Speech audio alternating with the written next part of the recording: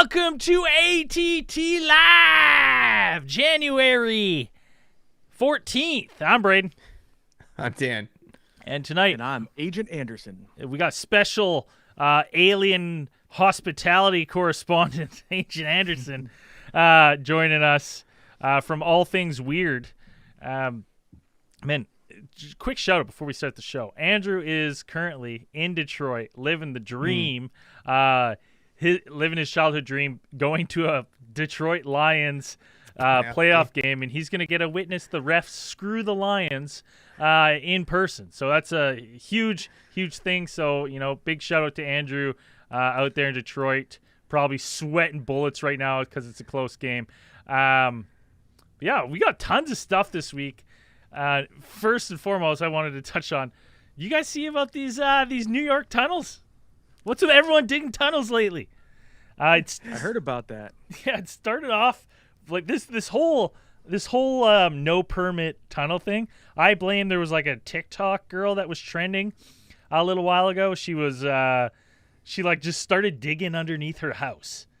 And it's actually not far. That's not far from where I live, actually. The area that she lives in. Yeah. Yeah. It's not. And this lady has taught herself welding, like electrical. She's like completely dug out underneath, and she has this like booming TikTok channel where she's digging up these layers. And I kind of first caught wind of this where they're like, hey, you know what? This chick's going to get fucking roasted as soon as they find out she's digging tunnels underneath her house with no permits. And sure enough, she did. And that was like 2 weeks ago. That was like all the rave, like, oh, tunnel girls shut down. They dug up her house, shut down. And then it's like, that's how sinkholes get made. Yeah. It's like, they're shoring all sorts of stuff. And then all of a sudden, like a week later, after, all of a sudden someone must have been like, hey, we're cracking down on these illegal tunnels. Because the next week, underneath a Jewish synagogue, it was trending on Twitter that, they had found all these like illegal tunnels that they have dug under, New York, to the point where I guess it's like it's some of the structures and guess are compromised, that they're saying they're like they don't know yet the extent. Police have made some arrests. We have no idea what the tunnels were for, if it was where they lead. Far right groups and far left groups, everyone's raving one way or another, letting their imaginations run wild, but we really have no idea. But the reason I bring this up is because the greatest thing I think I've seen on X in a long time is, about a year ago, there was this guy on X, and he made a comment, and he was like, I hate to even say this because it's going to sound racist, but there's Jews digging under my apartment. I can hear them at night. And this guy got fucking torched, like absolutely torched, being like, oh, you're racist, you're anti-Semite. And he just came back like a year later, and he's like, a lot of people owe me an apology. He wanted Pepsi. What do you guys think's going on there? Have you guys dug into it, seen anything about it? yeah, actually, I think they released a couple statements about addressing exactly what the tunnels were for. Apparently, I think it's even funnier when you find out the reason why they were digging those tunnels, because apparently there's like a dispute between two Hasidic Jewish sects that about the ownership of a certain synagogue, of one of those synagogues, and it's been going on for decades. Like there's been court cases and stuff like this about how they like who owns what and like whatever. They have two very different philosophies about their views on their religion, but like apparently that synagogue has been in dispute for, again, decades, and that the people digging these tunnels were trying to it was apparently what they said was like a younger, I guess it was a couple of younger guys within the community, and they were trying to gain illegal access to the church, but I'm not exactly sure, like you said, I'm not exactly sure the extent of the tunnels. Like from some of the reports, it's really not that much. It's just it's more just like an extension of a room. Like they had dug underneath like a basement, like a floor level room that was already there. And they dug out like a little, kind of 8x8 room or something like that. And then, but yeah, they had known about the tunnel. Apparently, it's been a couple weeks since they had kind of knew about it, and then the city engineers had gone in to be to assess. That was what the Twitter video was apparently of the the whole brawl within the synagogue. Yeah, like People like throwing chairs and throwing stuff. pews and stuff. Like it was pandemonium. And I mean that story is a much better story than the story you'll read on any social media site about this. You know, it's an just unfortunate like, I can time for imagine that story to break. Yeah, and I can imagine Jewish just community. like I can imagine anybody in the Jewish community just being like, "Oh my yeah. god, No, like, this are you is not the- serious?" It's like not the time. Like, Yeah. this is not the time for this. It's never the time for this. 'Cause This it's is one like, of those. oh my This is God. one of those scenarios where like any press is not good press. You know, like holy, let's fucking calm down here. Like and they're just like it's like we just got over it. It's almost like we almost just got over like the blood libel days from like the Roman Empire, and it's like, oh no, we're gonna smash right into this and be like, why do you have to do this? And it's strange because I guess the from what I understand, like the Hasidic Jewish community is like they're like a not extreme, but a more like a traditional conservative Jewish group. They're people I think I saw comparing them to essentially like the Amish. Like they're kind of like they're really really conservative and in their views and how they adhere to their religion and their tenets. And it's like yeah, just these two guys.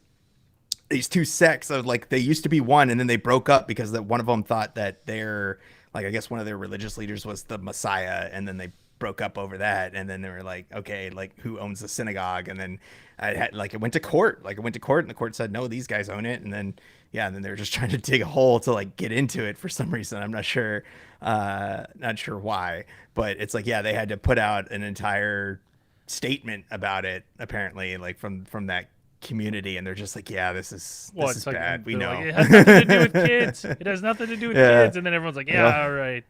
And you're like, oh, there's nothing we can say. No one's believing anything anymore. Yeah, I guess they knew about the tunnels since December, like last December, I suppose, and so it's just like they had ordered an actual cement truck to fill those in, fearing that the building would be structurally damaged or compromised in some way, like from that tunnel. So we got a couple of people in the chat chipping into the old beer fund. I changed the beer fund, and I mean we don't have to get a green screen for Andrew, but I've always thought we should get a green screen for Andrew, even though he would most likely use it to take a picture of his gym and then have the exact same background through via green screen. But that's what I'm raising the money for this tonight. If you want Andrew to get a green screen, so helping pitch into that is Rusty Mill and John Jacoby, both of those guys jumping in to help out. Looking at Mongoose Gym, yeah. The other news, one of the other news I want to talk about today is well, Corbell. First of all, Corbell's huge UFO guy, and he's been releasing the most important 3-part discovery of mankind on the most reliable, or produced by the most reliable news coverage from the people who brought you Depp First Heard, TMZ. I thought you were going to say the Weekly World News. Yeah, I know. Honestly, second most. Yeah. I thought it was so interesting. I'm like, did literally everyone passed on this except TMZ? Like, and you're touting it as like the most important scientific discovery. I'm like, you couldn't even get the History Channel on board? TMZ is known for its hard hitting, and it's like first to the punch. Sometimes they were actually one of the first ones who broke the Kobe story, like back in when that happened. From my just like kind of going over it a little bit, it's like I think TMZ is like they check their stuff, like they're pretty good at like breaking news and stuff. I'm not sure how Corbell rolled it in with them. I mean, Agent Anderson, you've seen some of Corbell's stuff, right? Have you watched some of his documentaries? Yeah, the only one I've seen is the one with the Area 51 guy. And Bob Lazar. It was okay, but I thought Corbell spent a little bit too much time on himself, especially in the beginning. I would have liked to seen more about the actual topic at hand. Yeah. Well, if you didn't like that, then you wouldn't like that 3-part series that just came out. A lot of shots of himself. I don't know if it's like become his signature or something, because it's like it's the I've watched that one. I watched I've watched Corbell's Bob Lazar one, which is the one that came out, but I also watched the other one. It was the Patient 47. Was it Patient 47? Was the other one with what's his face, Dr. George, is it Lear, Dr. Lear? Yeah. The alien implant CE5. guy. Yeah, and you know, it's a lot of like what he does. There's a lot of scenes of him, you know, talking on the cell phone. Like he's got the speakerphone on his little iPhone. It's just like walking around the room and talking on the. He does that. He does that in this documentary too, in a bunch of scenes, and it's just like, well, okay, Dan, that's cool. Hands free. I think we can all agree is important. Right? You don't want to be caught, you know, fucking phone in your hands when you get some. He wanted Pepsi. UFO news. But yeah, the whole thing was teased. It was teased with the jellyfish, what they're calling the jellyfish UAP footage. So as far as that's what kind of came out when they kind of announced that they was putting out that 3-part series like this year. That came out with that. So there's this great. I mean, I don't know. It kind of blew up over the UFO stuff, where there was I guess Corbell shared the footage on his YouTube channel, and it was a October 2018 sighting that was taken apparently, according to Corbell, near a U.S. joint operations base in Iraq, and then according to Corbell, like this object is actually officially designated as a UAP. When he talked about it on the thing, he said that this. He had talked to people who were familiar with the sighting, and they said that this, at some point, I guess it displayed like transmedium capabilities, like going into the water and then coming out at great speed. Transparent at some points. Like I have it on the mini player here. If you're watching the live stream, at times it goes transparent, then it seemingly just passes through objects. It's very interesting. Right, because it's shot with a thermographic forward-looking infrared radar like camera, so it's all thermal, and like watching the thing kind of goes across the screen and they kind of follow it. The clip that they have there, I don't see the transmedium thing. I don't think that happens in the clips that have been circulating. I don't know if there's a longer clip somewhere that has not yet to be released. I thought that was the whole reason I went through that documentary. Was like I thought there was a longer piece of that clip. Well, and that to me, it looks like one of those droids from Star Wars. Like that's what it looks like. You know what I'm talking about? Like the ones that like fly around. Yeah, from Hoth. Yeah. The probe droid. Yeah, probe droid. Yeah, that's what it looks like. So it's people said that. They said it looks like a Zerg overlord. Like it looks like a bunch of things that people are just like, yeah, you know, people have been zooming in on it, stabilizing it, putting it through the ringer of every type of imaging software you can think of at this point. But most of the people have been through. It's really hard. Someone in the chat said that's bird crap on the camera.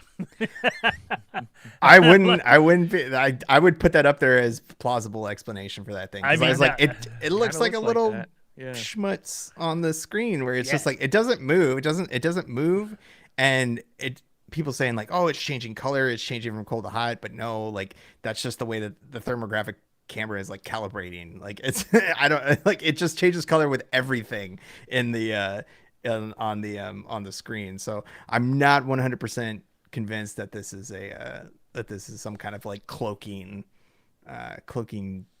organic jellyfish UFO or something like that. It's hard for me to be like, no. When I look at it, it doesn't really do anything. It just sits there and it doesn't like. People say it's like it looks like it's rotating or something. Like I don't know if I see that. I don't know if I see that either. It just looks like something's got stuck on the screen and then kind of like a bug ran into it, like smacked into it or something. But, yeah, it's an interesting one. You could definitely sell me on that one quite easy. It's something on the lens because you never see it. Like you never see it backtrack. Like it moves with the lens, like with the frame of the lens. You see it like that. It's kind of tracking the same motion. So I never thought about that invalid ID. That's good pitch. The thing that Corbell says is that this thing apparently at some point displayed the transmedium capabilities, but I don't know where that is, and I don't know if there's like a longer version that was supposed to release. Again, I went through that documentary. If you were living under a rock or you just weren't really into the UFO, like the UFO stuff of last year, I would say go ahead and watch it because it's just like a UFO roundup of 2023 and Yeah, like it's a like the best. greatest It's like all greatest the hits. hits. Wow. It's like It's Dawn- UFO yeah. hits from 2023. It's got the Grush stuff in there. He's got a couple interviews where, I mean, they're just like clips of him on Joe Rogan. And a couple other news interviews. Like it's it. It's Like just he's just like nonstop bragging and he was on Rogan. I mean, somebody said it was just a big Corbell, like freaking just like circle jerk. Cause it's just him. Yeah, it's just him like kind of doing his thing, and you're just like, okay, like I can't fault Jeremy Corbell for putting in the work. Like, I mean, he's obviously doing stuff. He's on all these everything, and he's being the, putting the stuff out there in the news. So I'm not gonna, my personal feelings aside, he is contributing to the UFO dialogue as far as I'm concerned. In the chat here, we had a couple more donations to the Andrews green screen. One from Teabag, sub Teabag, thank you. He's usually at work, so he's stoked that he gets to catch a live stream. And a nice little super chat donation by Distilling for a Living. Thank you for pitching towards getting that green screen.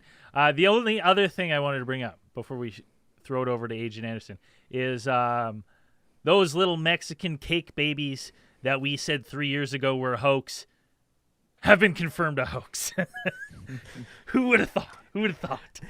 But not those specific ones, because the ones that okay.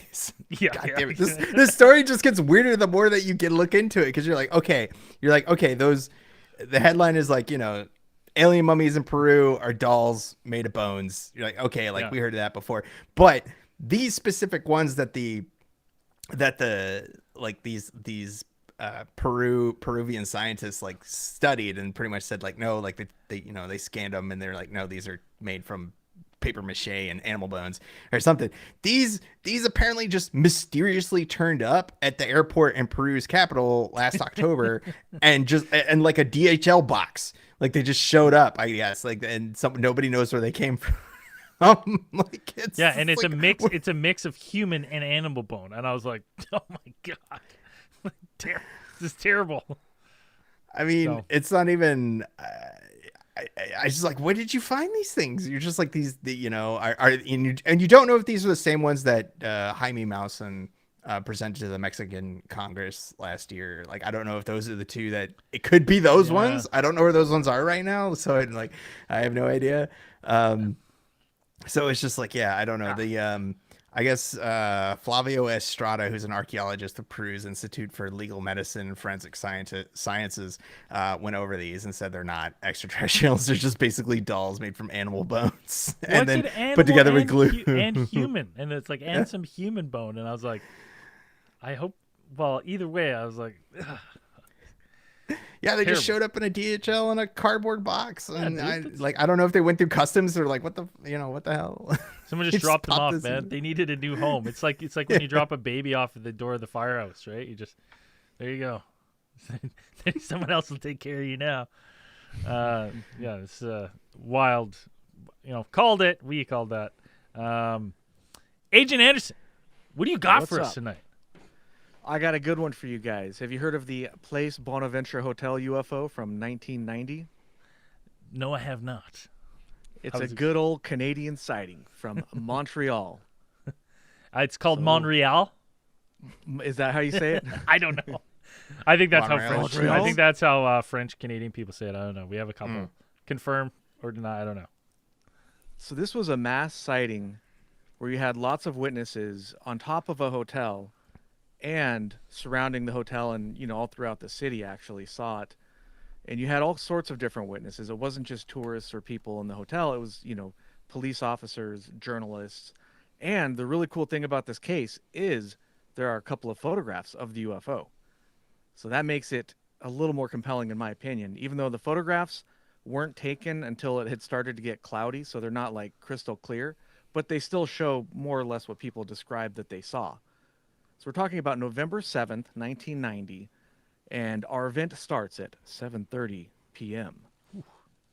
A woman who is an American tourist is swimming on the rooftop pool, which is pretty awesome, right? I mean, I've never been on a rooftop pool, but I gotta admit, I'm a little jelly. So I've she's been to swimming one. up I've been to there. one. I've been to one. Okay. It's a good time. It's a good Yeah. time. There's something like that just makes you look down your nose at other people once you've been in a hotel, like the pool on the Well, you're roof. literally on the roof. Yeah, literally on the you're roof. like, huh. Right? So it is. There's a special feeling when you get out of that pool where you're like, I've made it.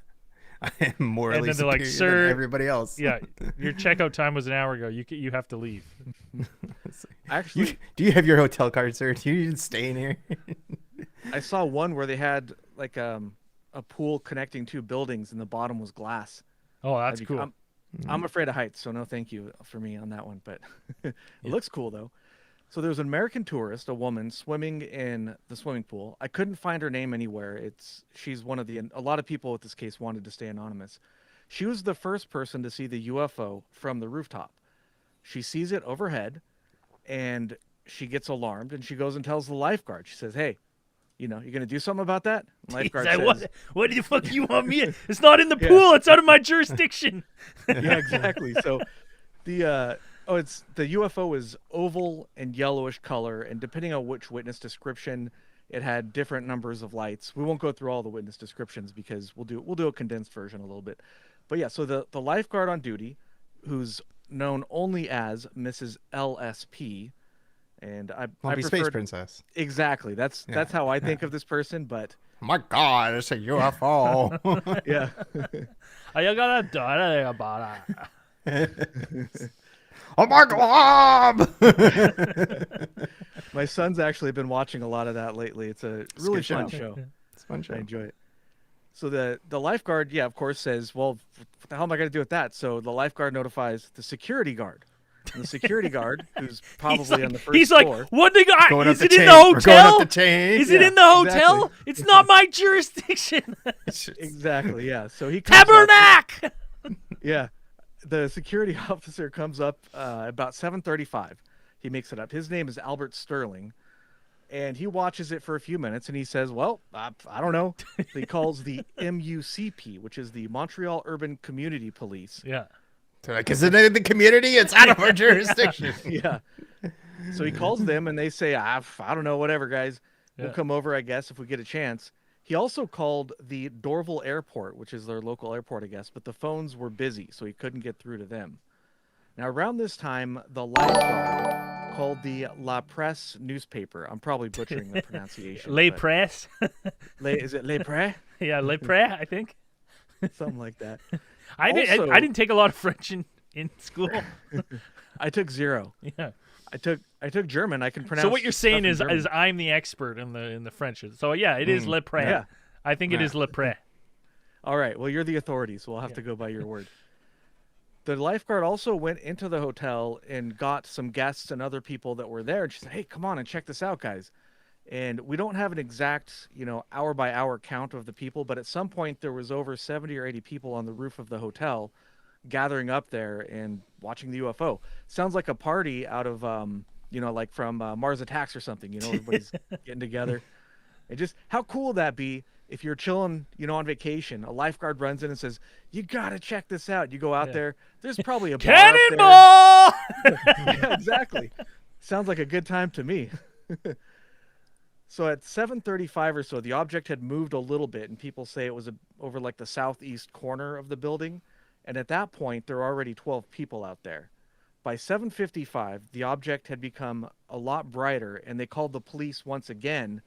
Because they're like, "Hey, this thing's still here. We don't know what it is. Could you come check it out, please?" At 8 o'clock, I'm just going over, timeline here. 8 o'clock, a journalist from La Presse, who's Marcel Laroche, arrived on the scene. Then finally at 8:11, Officer Francois Lippe of the MUCP arrived. So that's finally when we get the authorities on scene, but he didn't know what to do. So of course, he called more authorities. He called the RCMP, and eventually, I have it down here in my notes, I forget, but eventually the military and Canadian intelligence showed up on the roof as well. Around this time, I love how they're like, hold on. Yeah. Like we could see it from the ground, no problem. There's rooftop rooftop pool party? We're coming up too. Yeah. We better. You just get like this like nonstop stream of like different agencies. Like I imagine like music's playing a little bit. They're like, oh yeah, there it is. All right. Yeah. Hotel's like 2 for 1 drink special. Let's go. It was 17 stories, so it was like closer to the UFO a little bit, slightly. They had to go check it out. They were investigating. So around this time, several witnesses said that they saw a light aircraft like a Cessna fly under the cloud layer and under the object. And this is a really interesting data point because we know what altitude that Cessna was approximately. So that gives us at least a minimum altitude for the UFO. And I forget the exact calculation. It's further down in my notes, but that gives us an estimate to the size, like a range for the size.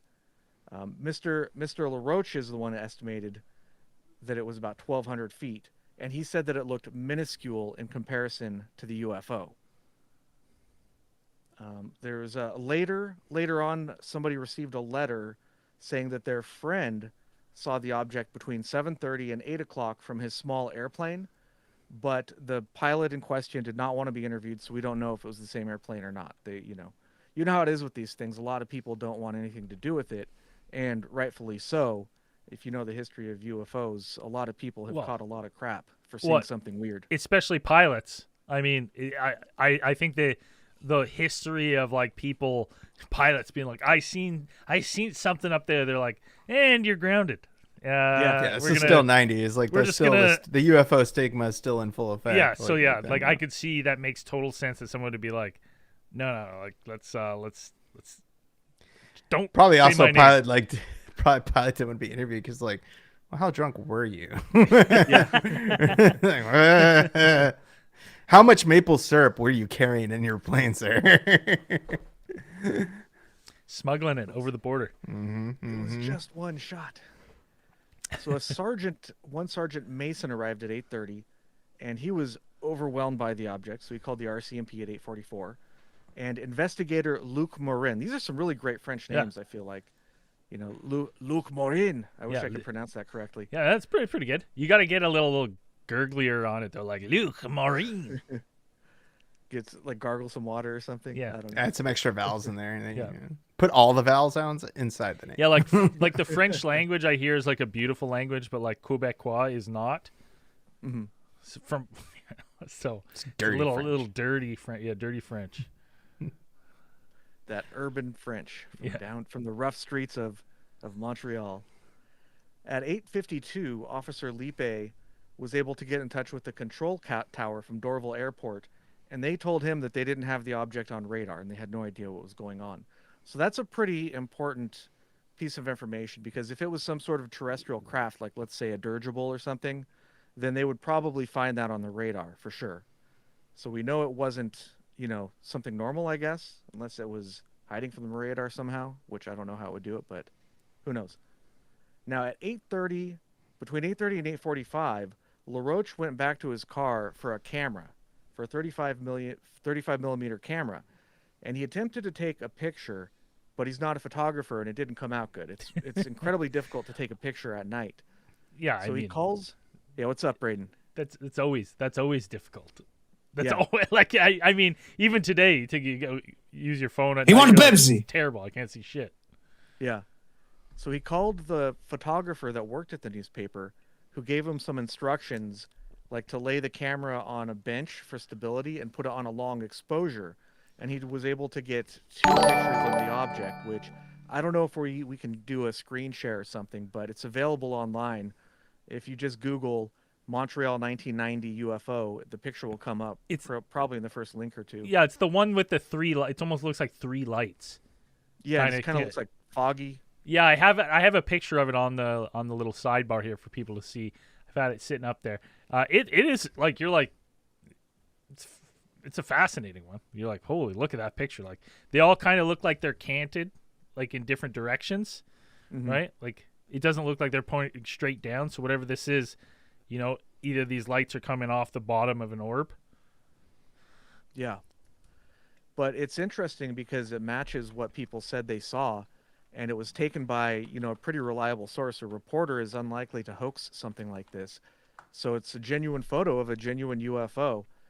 Was it aliens? I don't know, but it's still, a lot of fun that we have a photograph. It's very rare, I found, to have a photograph of this quality for any of these cases. No, and the other thing is like because earlier on they were talking about like the cloud cover wasn't, they had a clearer look at it.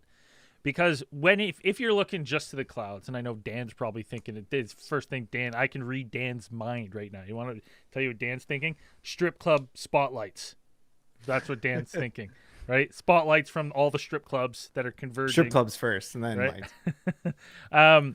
But the thing is that people reported seeing it earlier enough that they were like continually calling people up, and the picture is snapped after kind of cloud cover rolls in through the city.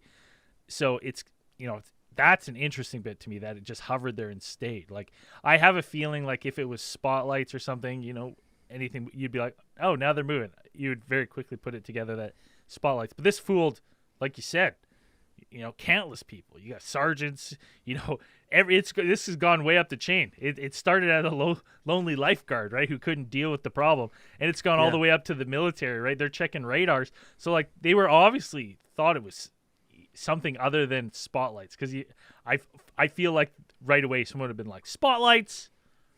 Yeah, and it kind of looks like that, but people said before the clouds came in, the early witnesses who were there first said they saw an actual object, not just lights in the sky. Yeah, like an orb. We don't have a picture of that, unfortunately, but they have no reason to lie about that, I imagine. Well, no one's, especially in the 90s, cameras weren't waterproof. You're not bringing a camera to a pool party. It's your last thing you're going to do, right? Yeah. So you're up there in your towels and your martini. What are you going to do? You can't do nothing. Like, you're not going to snap a picture. So it's insane that we even got this one. And it is not a bad picture. Like, it is mysterious looking. It's pretty good, yeah. It's a pretty good picture. Because at 9:40, oh yeah. Go ahead. Oh, at 9:40 p.m., an Air Canada pilot made his way up to the roof and gave an estimate. He thought it was about 8,000 to 10,000 feet high. Now, you don't have a frame of reference, so it's very difficult to estimate the height of something in the sky. But a pilot probably could do a better job than anybody else. So that's a somewhat useful estimate, even if it's probably not all that accurate. Around this time, Officer Lipe had a really great idea. So there was a commercial building in the area that was, I think it was right across, that was actually doing some construction, and they had a bunch of work lights on. So Officer Lipe contacted the foreman over there and said, hey, could you guys turn off your lights to make sure that's not, reflecting off the clouds or some kind of weird anomaly or something? They turned off the lights and the UFO was still there. So we can rule that out right away. And that was great that he had, the mind to do that. Otherwise, we would always wonder if that was something to do with the work lights on the building across the way. So they were active. See, that even points to me that they were actively looking for, like, could this possibly be a light source? And they're going through the trouble of having people, it might be that. Shut it down. Nope, it's not. Yeah. Like, that's wild to me. It makes it so much more interesting. Yeah, so it shows that they were actively investigating it while they were there too. They were calling people and looking into things. They called the military, and the military said, nope, it's not ours. We have no idea. We don't have anything going on in the area. And it would be unusual for the military to do some sort of experimental craft fly over a populated area anyways. Not impossible, I suppose. But and just to hover, though. Unlikely. Like, just to sit there and, like, hover. For hours. Yeah. Like, that seems like it'd be way, way too long. Yeah. So let's see. The object remained until about 10 p.m. when the cloud layer got really thick, and then people could no longer see it. What did it do? Where did it go? Nobody knows. But they saw it from about 7:30 to about 10 p.m. Even the cloud layer getting thick and then that making the lights disappear kind of points to me that this wasn't light source on the ground. Yeah. Right? Because, like, if the clouds get thicker, you'd think you would still be able to see, the light source illuminating it, in some level. So it does point to me personally that this is something above the clouds, like above them. Yeah. Interesting. If you look at the witness testimony, including police officers and people like that, who I feel are far less likely to hoax their descriptions, we have a bunch of multiple independent witnesses all saying that they saw the same thing, and they're seeing a structured craft hovering above the clouds, and eventually the clouds obscure it and it disappears. it's a pretty compelling sighting, and we have a photograph of it.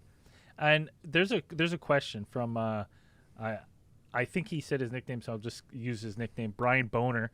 He said, "What do we know the size? What was the size? Was there an estimate on that?" Yeah, there is an estimate size, and we reach that estimated size based on the focal length of the camera lens and the angular size in the sky, and we can also combine that with the estimated altitude because we had a light aircraft fly under the object. So we have a range of estimates that we can do. From what I'm not like a math guy, so I don't know how to calculate this myself, but from what I understand, it's just a best guess, but it's a guess that's probably in the ballpark, right? So let me scroll down to where I have that guess. Here we go. So based on the available data, the estimate is that the object was in the ballpark of 1,700 to 4,500 feet across. So it's really substantial. Yeah, yeah, it's pretty big. gigantic. Yeah. I don't know that we have anything we've ever put in the air that's 4,500 feet across, but that's on the higher end. Yeah. But 1,700, maybe, I don't know, a blimp or something. I doubt it. That's pretty big. Yeah. Is this just the Goodyear blimp? Yeah, right. Which Where it looks weird. Where was Blimps it do look located? weird at night. Where was what? Where was the blimp at this time? We gotta track that down. Where was the Goodyear blimp?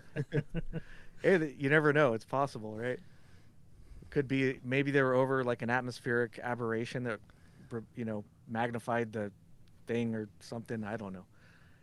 So that's, in a nutshell, that's basically the sighting. There's a couple of other sightings in the area that night as well. Like, for example, Pierre Cow-Martin was driving home from work between 10:30 and 11, and he saw some very odd lights and strange luminous objects in a boomerang shape. So it could have been one object, he's not sure, low in the sky about the level of the clouds. And the lights were so bright, they illuminated the inside of his car. He went home, and he watched the object hover near the Hydro-Quebec power station, and he heard a purring sound and believed the object was a dirigible, with only the gondola visible below the clouds. He witnessed the craft for about 10 to 15 minutes. Now, interestingly enough, the Longueur Point military base had a power outage between 11:08 and 11:50 p.m. Is it connected? Who knows, but it's still kind of weird. So we have, I don't know, that's like a whole other sighting. Yeah, it's like because the one above the hotel was not reported to be boomerang shaped. But who knows? The boomerang shaped one's an interesting too, because I did a Cosmic Channels where someone from Australia claimed to see the repeat boomerang looking crafts that had like bright lights on the bottom side of it. So it's like these crafts have been seen other side, and I know I've heard and seen other descriptions of that similar thing. So it's fascinating. Like, to me, maybe the boomerang one, maybe that's ours. You know what I mean? They're like, okay, scramble our secret one. All right, we're gonna fight fire with fire. Right? They're here. It's time to toss up our, all of our best stuff. So maybe this was something from coming up from the States, flying up to, take a peek at whatever this was. Yeah. Because I don't think that would be uncommon. It's not like we have, the best Air Force up in Canada here. I'm sure we would be like 100%, come on up, take a peek, boys. We just got a Cessna and an Air Canada doing circles in it. Well, and I have proof that this is a real incident from a branch of the Canadian government itself. This is a coin issued by the Royal Canadian Mint commemorating the event. I don't know if you can see it. It's kind of, so they wouldn't put out an official coin. See, it's even got the Queen on the back. Yeah. They wouldn't put the coin out if it was a fake event. So that proves that it's real right there. And those are awesome. The Royal Canadian Mint, they have some of the coolest collections. They do a lot of actually UFO ones, like of UFO cases in Canada. They'll mint a specialized coin. It's super phenomenal coin. How'd you get so lucky to get it? Did you order it online? Because whenever I try, they're always sold out. No, the mint itself is always sold out, but I don't even know where I saw this, but that's how I found out about this case, is through the coin. And I saw it online, and I saw it for sale from a Canadian coin shop. I think it's called the London Coin Center, and they were selling it actually for less than the Canadian Mint had it listed for. So I think it was like, let me take it out of the case so we can see it better. I think it was about like Oh yeah. $110 or something. So it's not something I would do every day, but I thought it was just so cool Yeah. Oh that I yeah. had to get one. Oh yeah. That is Yeah, cool. it's a fun little piece of UFO history. Yeah, if I ever Yeah. saw Yeah, one. Yeah. and it's a really good, I don't know, good quality craftsmanship or whatever. You see, it's like textured and stuff. And if I had a black light, which I don't, when you shine a black light on it, you can see the UFO. It kind of lights it up. It glows it. Yeah, So that's cool, man. Yeah, Uncle pretty cool. Slime in the chat says Royal Canadian Mint makes some badass stuff. That it They does. do. Yeah, they really do. Like, yeah, if you just go like hashtag check it out, like it is. They got some cool stuff. Like UFO stuff aside, they got some other cool mints. If you're a coin collector. I had to show that because it was just a fun random thing I had that just so happened to be having something to do with this case. Well, that's yeah, such so a cool way to find a case too. You're like, Yeah. what's this coin? Is that real? And then you look it up. You're like, shit, that is real. That's wild. Yeah. It's pretty cool. I've actually done all of them except for one of them. All of the cases. I think the Falcon Lake. Yeah. There's the Yukon sighting. There's this one. There's what's the other one? I don't know. There's a couple more, but I've done all of them except for one. So that, I think there's 6 total. The Royal Canadian Mint line. Yeah. of episodes. That's phenomenal. That's a phenomenal case you brought. You just set the bar for special correspondence coming on. You set the bar. As high you guys bar. better bring it next time. Whoever's coming on next. Oh, just one more thing.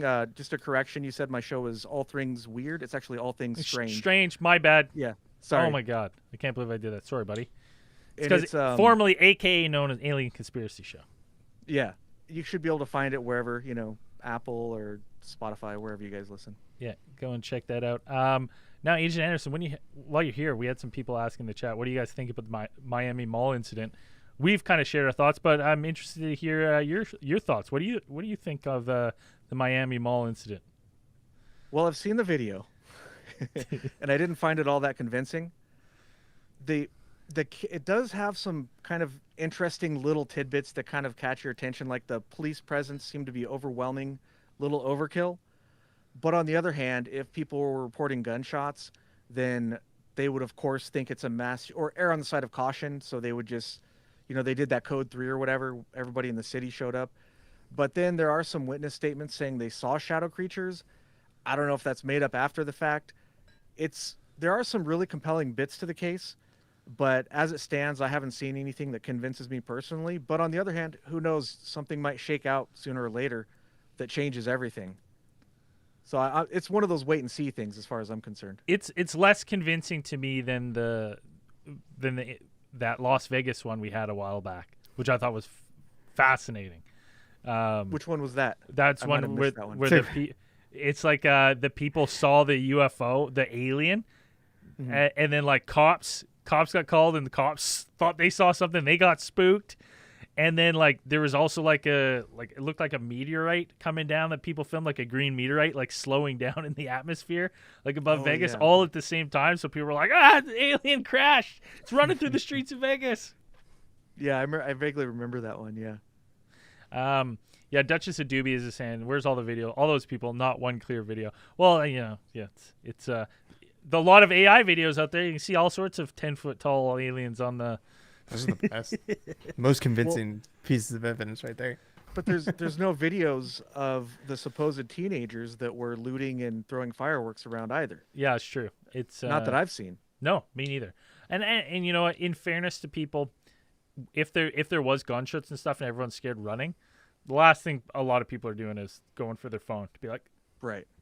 Fuck, I wouldn't be. No, me neither. Because you wouldn't be near that. Like, you want to be away from the gunshot. Yeah. Whatever right. you thought was gunshots, you wouldn't want to be near it. I saw some videos of people running and stuff, but that's it. Like, nothing, And just that one, like, grainy footage where at the front of the ball where they're like, it's walking right there. It's like, is it? I don't know what I'm looking at. Yeah. It looks like a helicopter footage. So grainy. Yeah, I did not find that convincing at all, the video of the shadow creature. Yeah. It looks like something.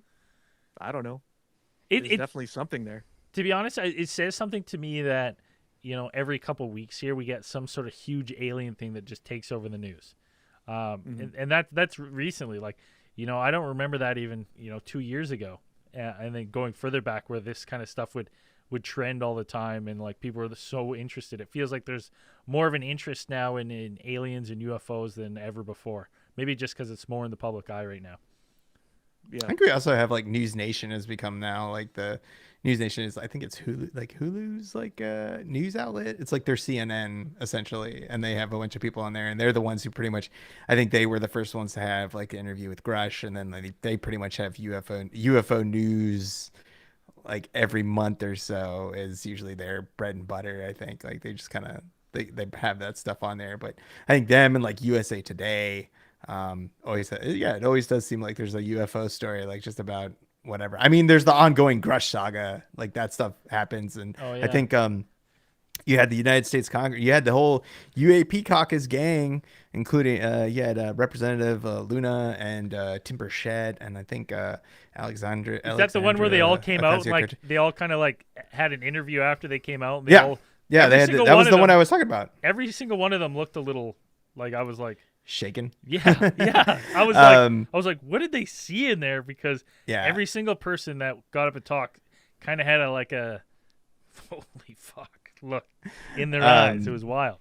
Yeah, they all sat down in the skiff with the was it the inner what did I say it was? There's the Grush just flashed attorney, not the attorney general.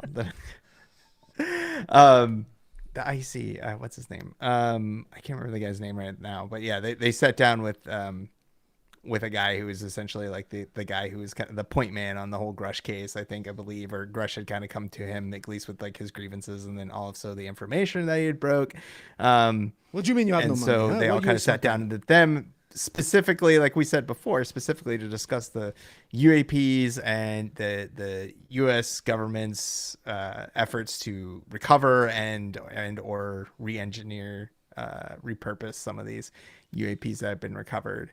And like they sat in with that guy, but of course, like they sat it in a skiff, so it's like anything that's in there is considered like top secret, like, or secret to some extent. So you just can't come out and be like, tell us everything, Mr. Burchett, tell us everything that you heard in there. It's like, no, I can't. Well, Nate, but we can all agree, like I would think that they were given some information that was quite impactful, just based on how they all looked coming out. Yeah, like that. It could have been anything, even if it was just like stuff that's like, we picked up some stuff from China, we picked up some stuff from some other place, like we picked up some really these things that are, even if it were just that, if it's something terrestrial, or even some sort of technology that they're like, this is terrestrial technology of a foreign nation, this is some kind of adversary, this is some contract we don't know, and they're whatever. just like, holy shit, we might be in trouble. Like, who knows? But they did all look like that was what was trending that I saw, is that they all were kind of like had a look. Yeah. As if I'm not all sure if they all got like security clearances to go in there too, like exactly like what they were all allowed to hear. But there's probably going to be stuff about that. I think there might be more. I mean, there's probably going to be more hearings because people are still going to make people are still making noise about it. So it's like, it's mostly about, now it still comes down to like government oversight. So it's like, you're doing all this stuff. So in the chat, we got Hillbilly. He's pitching into the beer fund or the green screen fund at this point. We got Giovanni. He's hitting us up. He says, watching since day one. Let's do some call-ins. You know what? If next Sunday I could probably do a call-in or two. But if you want to call in Thursday night, 6 p.m. Cosmic Channels, that's all we do. Time to do it. That's all we do is take in call-ins. That's when I want your stories. Yeah. And you got to get in early because Braden's just like crushing it. It is people calling in. The lines are packed now. And there's some really good stories on there that you're never going to find online because people just don't publish them. Yeah. Some of my favorite stories I've heard have been on that show. So people listening, definitely check it out. My last week one, a girl called in, talk about how aliens have abducted her whole family, like her grandfather, her and now her daughter, and that she thinks that they took something from her daughter in an experiment. It was wild. I was like, holy, this is insane stuff. I can't believe I'm hearing it here. This is the first time you've told anyone. I was like, we need Dr. Leo Sprinkles here. Let's do some hypnotic regression. It was we need Andrew to play Dr. Sprinkles because he does a great job. Yeah, it's actually a phenomenal impression. Dr. Leo Sprinkle. Yeah, you can call into Cosmic Channels Thursday nights, 6 p.m. Pacific Standard Time. Usually an hour, sometimes an hour and a half. The lines are really popping. But anything else before we shut down this live for the night? Well, I just have a real quick theory. You were talking about the government stuff, right? Yeah. And when the Tic Tac video was released, you had this 180. Generally, before then, the government and the press treated the UFO topic pretty much just with ridicule. But after that, they did a complete 180. And I've always thought that's because they know sooner or later, with our advancing technology, how many exoplanets we're looking at, sooner or later we're going to find life on another planet. Even if it's just like algae or something, that would still freak a lot of people out. So I think that this may be some sort of soft disclosure where they're trying to get people used to the idea before it happens. Well, funny you should say that. Through some of my inner channels, through the back door, back alleys, the whispers, through the Canadian Mint, right through the web, through the Canadian Mint, through the webs, all the webs I've weaved.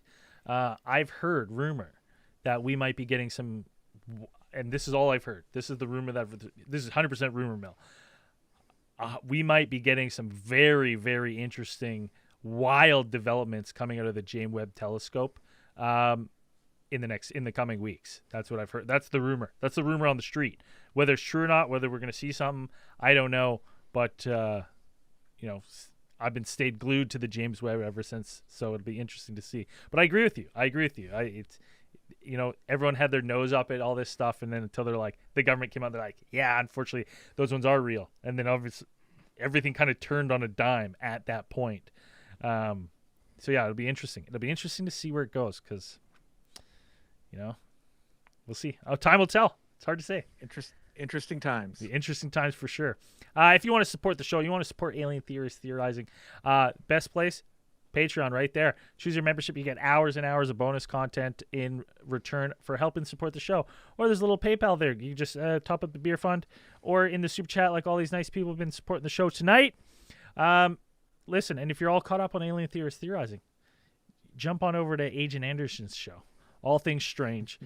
Hit them up with a 5-star review. Check them out. You'll love them. Anything else before we go? So. That's it from us tonight. And as we always say at the end of these things, keep those eyes on the skies.